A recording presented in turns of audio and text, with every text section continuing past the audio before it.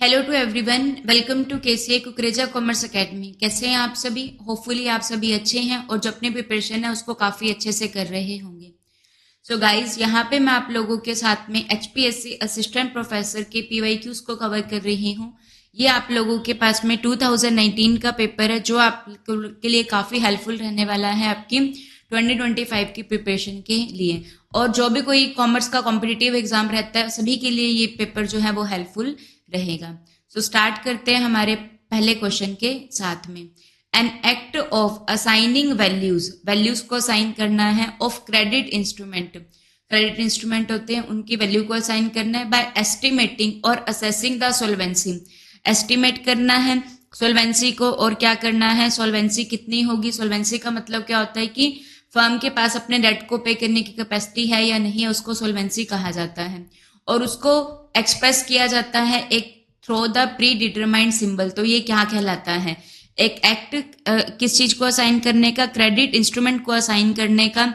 तो ये क्या कहलाता है? This is a process of credit rating होता है। क्रेडिट रेटिंग क्या होता है? हम लोगों के पास में एक ऑर्गेनाइजेशन बनी हुई है क्रेडिट रेटिंग का जो काम करती हैं, जो क्या करती हैं, जो भी कंपनी इंस्ट्रूमेंट्स को इशू करती है मनी को एक्वायर करने के लिए, ठीक है, जैसे कि डिबेंचर को इशू कर रही है कोई कंपनी, तो उसकी कैपेसिटी क्या है, उस कंपनी की कैपेसिटी क्या है, क्या वो टाइमली अपने इंटरेस्ट की पेमेंट या फिर जो प्रिंसिपल है उसकी रीपेमेंट कर पाएगी या नहीं कर पाएगी, उसको चेक करने के लिए क्या की जाती है? क्रेडिट रेटिंग की जाती है। तो क्रेडिट रेटिंग क्या होती है? एक प्रोसेस होती है जहां पे क्रेडिट रेटिंग एजेंसी, ठीक है, एक सबसे famous CRISIL credit rating agency है, ठीक है। तो ये क्या करते हैं? क्रेडिट वर्दीनेस जो होती है एक इंडिविजुअल की, कॉर्पोरेशन की, कंट्री की, उसको क्या करती है? इवेल्युएट करती है।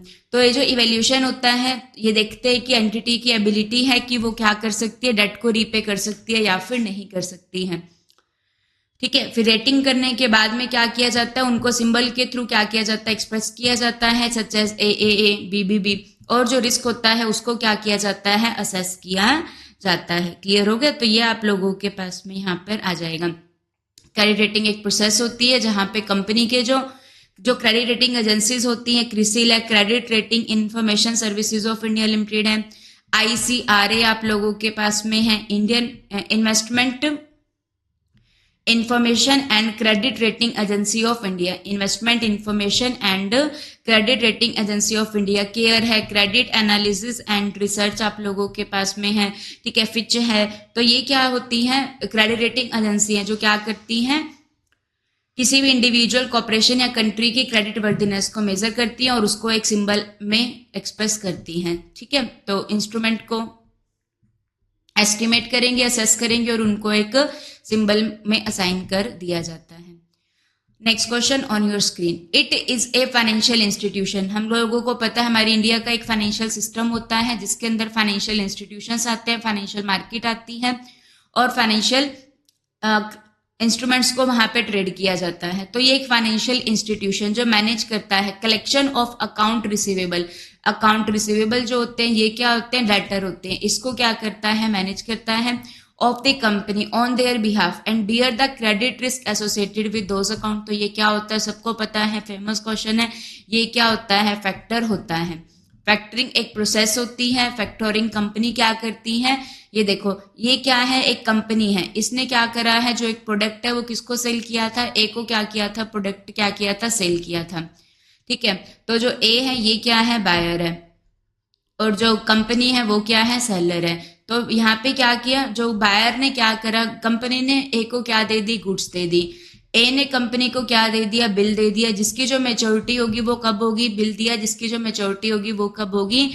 आफ्टर द 3 मंथ वो जो बिल होगा वो क्या होगा? मेच्योर होगा। बिल की मेच्योरिटी कब होगी? 3 मंथ के बाद होगी। अब सेलर को पैसा क्या चाहिए? इमीडिएटली चाहिए। तो सेलर किसके पास में जाता है? बैंक के पास में जाता है। सेलर किसके पास में जाता है? बैंक के पास में। जो कोई भी फाइनेंशियल इंस्टीट्यूशन हो सकता है, ये हम लोग फाइनेंशियल इंस्टीट्यूशन देंगे तो ज्यादा अच्छा नहीं मैम। तो उसके पास में जाता है, वो बिल जो होता है वो उसको क्या दे देता है? इमीडिएटली दे देता है। वो क्या करता है? इमीडिएटली जो बिल होता है वो बैंक या फाइनेंशियल इंस्टीट्यूशन को दे दिया जाता है। बैंक इमीडिएटली ये उसको बिल दे देता है और बैंक इसको क्या दे देता है, मनी दे देता है। ठीक है, बैंक ने इसको पैसा दे दिया after making some discount. For example bill था 10,000 का, तो बैंक ने इसको कितने रुपए दे दिए, 9500 रुपए इमीडिएटली दे दिए। अब मैच्योरिटी के टाइम पे जो ए होगा वो क्या करेगा, बैंक को पैसा दे देगा। ठीक है, at the time of maturity जो बैंक होगा वो क्या करेगा, पैसा किससे कलेक्ट कर लेगा, ए से कलेक्ट कर लेगा। तो ये जो कंप्लीट प्रोसेस होती है ये क्या होती है, फैक्टोरिंग की प्रोसेस होती है। जहां पे फैक्टर होता है, फैक्टोरिंग कंपनी होती है, वो अकाउंट रिसीवेबल को परचेज करती है, कहां से, बिजनेस से, कंपनी से। फैक्टर ने क्या किया, फाइनेंशियल इंस्टीट्यूशन ने क्या किया, क्या परचेज किया, बिल को परचेज किया था ना, अकाउंट रिसीवेबल को परचेज किया, उनको इमीडिएटली क्या प्रोवाइड करवा दिया, कैश फ्लो प्रोवाइड करवा दिया। ये इंस्टीट्यूशन टेक ओवर करता है responsibility of collecting the debt, debt को कलेक्ट करते हैं और एज्यूम करते हैं credit risk, meaning they bear the potential loss if the account are not paid. और बैंक की ही रिस्पॉन्सिबिलिटी होगी अगर इसने पेमेंट ना करी, तो नॉर्मली यही होता है, बैंक की ही रिस्पॉन्सिबिलिटी होती है। ठीक है, तो ये फैक्टोरिंग होती है। ये दो टाइप की होती है, रिकोर्स फैक्टोरिंग और एक होती है नॉन रिकोर्स फैक्टोरिंग। तो ये आपके पास में आ जाएगा, होपफुली ये अच्छे से क्लियर हो गया होगा। और वेंचर कैपिटल फंड जो होते हैं, कमर्शियल बैंक क्या होते हैं, म्यूचुअल फंड क्या होते हैं। म्यूचुअल फंड के लिए एक बात आती है कि म्यूचुअल फंड को कौन रेगुलेट करता है, तो याद रखिएगा म्यूचुअल फंड को कौन रेगुलेट करता है बच्चा मेरे,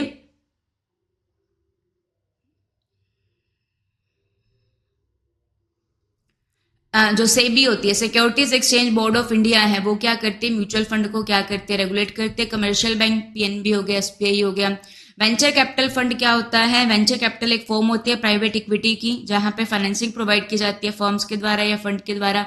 जो स्टार्टअप होते हैं ना, अर्ली स्टेजिंग कंपनी होती है, उनके अंदर जो फंड लगाया जाता है वो वेंचर कैपिटल होता है। ठीक है, next question on your screen, from the following merchant bank do. तो मर्चेंट बैंक क्या काम करते हैं, तो मर्चेंट बैंक जो होते हैं वो रूरल बिजनेस फाइनेंस करते हैं, commercial banking, development banking, capital market assistance. तो मर्चेंट बैंकिंग का क्या काम होता है, तो ये क्या काम करते हैं, कैपिटल मार्केट असिस्टेंस में क्या करते हैं, हेल्प करते हैं। कैसे हेल्प करते हैं, जो मर्चेंट बैंक होते हैं, कंपनी क्या करती है, जब शेयर्स को इशू करती है तो वहां पे क्या किया जाता है, जब कंपनी क्या करती है, शेयर्स को क्या करती है, इशू करती है, तो वो किसको अपॉइंट करती है, मर्चेंट बैंक को क्या करती है, अपॉइंट करती है। वो क्या करते हैं, मनी को कलेक्ट करवाते हैं, कैपिटल मार्केट से फंड को रेस कर देते हैं। ठीक है, merchant bank offer a range of financial services to the company particularly in raising the capital. ये असिस्ट करते हैं underwriting the new debt and equity securities के लिए। ठीक है, एडवाइजरी सर्विस प्रोवाइड करवाते हैं, फैसिलिटेट करवाते हैं शेयर्स को इशू करने के अंदर। Okay, move to the next question, SIDBI. SIDBI की क्या फुल फॉर्म है हम लोगों के पास में, small industries development bank of India, that is known as SIDBI. SIDBI क्या है, small industries development bank of India है।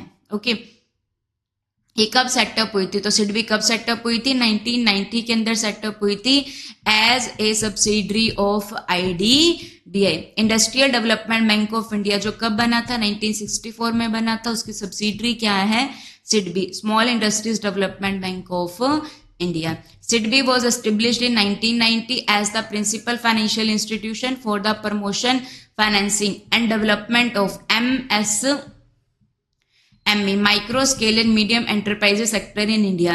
नाम से क्लियर है, SIDBI स्मॉल इंडस्ट्रीज के लिए वर्क करती है। It provide a variety of financial services including loan, venture capital and support service to small scale industries के लिए ये वर्क करती है।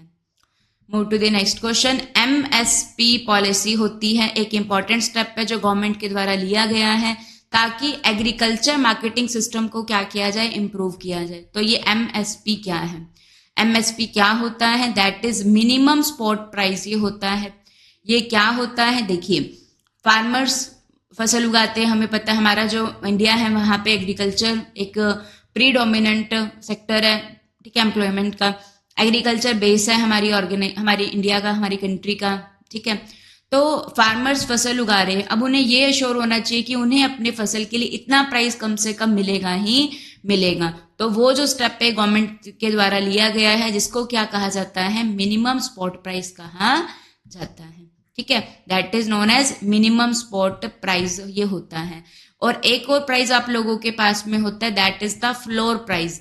ये क्या होता है, ये वो मैक्सिमम प्राइस होता है, ये वो मैक्सिमम प्राइस होता है जो एक प्रोड्यूसर को, ये एक मैक्सिमम प्राइस होता है जो एक प्रोड्यूसर क्या कर सकता है, चार्ज कर सकता है on the goods and services. मतलब कि इससे ज्यादा वो गुड्स एंड सर्विसेज के ऊपर चार्ज नहीं कर सकता। एमआरपी होता है ना, मैक्सिमम रिटेल प्राइस होता है। आप देखते हैं, आप कोई प्रोडक्ट खरीदते हैं तो क्या एमआरपी से ज्यादा रुपए देते हैं? कभी नहीं देते ना। तो वो मैक्सिमम प्राइस है, उससे ज्यादा प्रोड्यूसर चार्ज नहीं कर सकता। ये फार्मर के लिए मिनिमम स्पॉट प्राइस है कि उनको इतना तो मिलेगा ही मिलेगा, इससे ऊपर अगर कोई खरीद रहे तो आप तो किसान लोग, फार्मर्स क्या करेंगे, उसको बेच देंगे, ठीक है। लेकिन गवर्नमेंट इतने में तो कम से कम परचेज करेगी ही करेगी। वो क्या होता है, मिनिमम स्पॉट प्राइस रहता है, ठीक है। तो ये एमएसपी मिनिमम स्पॉट प्राइस होता है। Next question on your screen, an investment, एक investment that give the investor a controlling interest in a foreign company. Foreign company के अंदर हमको क्या मिलता है, कंट्रोलिंग इंटरेस्ट मिलता है। तो जहां पे कंट्रोल मिलता है इन्वेस्टर को, तो ये क्या कहलाती है, फॉरेन डायरेक्ट इन्वेस्टमेंट होती है। एफडीआई क्या होती है, जहां पे कंपनी, जहां देखो फॉरेन डायरेक्ट इन्वेस्टमेंट, जो एक कंट्री है, हमारी होम कंट्री है, वो दूसरी कंट्री के अंदर जाकर इन्वेस्टमेंट करती है और एटलीस्ट कम से कम 10% से ज्यादा, एटलीस्ट मतलब कि 10% तो लेगी ही लेगी और उससे ज्यादा भी ले सकती है, इतने शेयर्स को वो क्या करती है, अपने पास रखती है, उसको कंट्रोल मिलता है। तो ये क्या कहलाती है, एफडीआई होता है। लाइसेंसिंग क्या होती है, जहां पर एक पार्टी होती है लाइसेंसर, वो क्या करती है, अपना जो नेम वगैरह होता है वो यूज करने के लिए किसको देती है, लाइसेंसी को दे देती है। एक्सपोर्टिंग के अंदर क्या होता है, गुड्स को बेचा जाता है बाहर की कंट्री में। एक ही कॉन्ट्रैक्ट मैन्युफैक्चरिंग होता है। तो कंट्रोल कहाँ पे मिलता है, एफडीआई के अंदर मिलता है, ठीक है। Foreign direct investment, foreign direct investment involve a company और individual investing in a business interest in another country. दूसरी कंट्री में जब इन्वेस्ट किया जाता है, this type of investment is characterized by investor having a controlling interest, which generally means owning at least 10% of the foreign company share। कम से कम 10% मिलेंगे, 10% मिलेंगे, control मिलेगा ऑपरेशंस के लिए, ये एफडीआई होता है। और जहां पे जो कंट्रोल होता है वो क्या होता है, लेस देन 10% मिलता है, तो वो क्या कहलाता है, that is known as a foreign portfolio investment. वो क्या बन जाता है, फॉरेन पोर्टफोलियो इन्वेस्टमेंट कहलाता है, ठीक है। एक होता है एफडीआई और एक क्या होता है, एफपीआई रहता है, ठीक है बच्चे मेरे। Move to the next question, ठीक है। The theory about the relationship between inflation and the interest rate. Inflation क्या होता है, जब क्या होता है, जनरल जो प्राइस होता है गुड्स का, जनरल प्राइस लेवल होता है गुड्स का, वो क्या हो रहा है, कॉन्टिन्यूसली इंक्रीज होता है, तो ये क्या होता है, इन्फ्लेशन होता है। तो जब प्राइस बढ़ता है चीजों का, तो पर्सन की जो परचेजिंग पावर रहती है वो क्या हो जाती है, कम हो जाती है। क्योंकि प्राइस बढ़ गया, इनकम सेम रही, तो हम लोग कम गुड्स को खरीद पाएंगे, तो परचेजिंग पावर कम हो जाती है। तो ये इन्फ्लेशन होता है। तो एक थ्योरी जो रिलेशन बताती है किसके बीच में, इन्फ्लेशन एंड इंटरेस्ट रेट के बीच में, वो क्या कहलाता है, फिशर इफेक्ट होता है। क्या होता है, फिशर इफेक्ट। फिशर इफेक्ट का फॉर्मूला हमको जरूर आना चाहिए। The Fisher effect, named after economist Irving Fisher, describe the relationship between nominal interest rate, real interest rate and the expected inflation। क्या तीन चीजों के बारे में बात करता है, nominal interest rate, real interest rate and expected inflation. तो फॉर्मूला क्या रहता है, एनआरआई, याद रख लेना, एनआरआई। नॉमिनल इंटरेस्ट रेट, एक चीज आप लोगों के पास में एक फैक्टर क्या है, नॉमिनल इंटरेस्ट रेट है एनआरआई, तो ये किसके बराबर होता है, एनआरआई। आरआई मतलब real interest rate. Real interest rate क्या है, प्लस में क्या कर दिया जाता है, इन्फ्लेशन को क्या कर दिया जाता है, प्लस कर दिया जाता है, ठीक है जी। तो ये क्या बन जाएगा, एक्सपेक्टेड इन्फ्लेशन रेट को प्लस कर दिया जाएगा, तो ये बन जाता है normal interest rate is equal to the, normal interest rate क्या होता है, is the sum of real interest rate and the expected inflation rate रहता है, ठीक है। So this is for this session questions, बाकी हम लोग अपने नेक्स्ट पार्ट में कवर करेंगे। होपफुली आपको चीजें समझ में आ रही हैं, चीजें समझ में आ रही हैं तो हमारे वीडियोस को शेयर कीजिए, कमेंट कीजिए, ज्यादा से ज्यादा लाइक कीजिए, चैनल को सब्सक्राइब कीजिए। Thank you to everyone.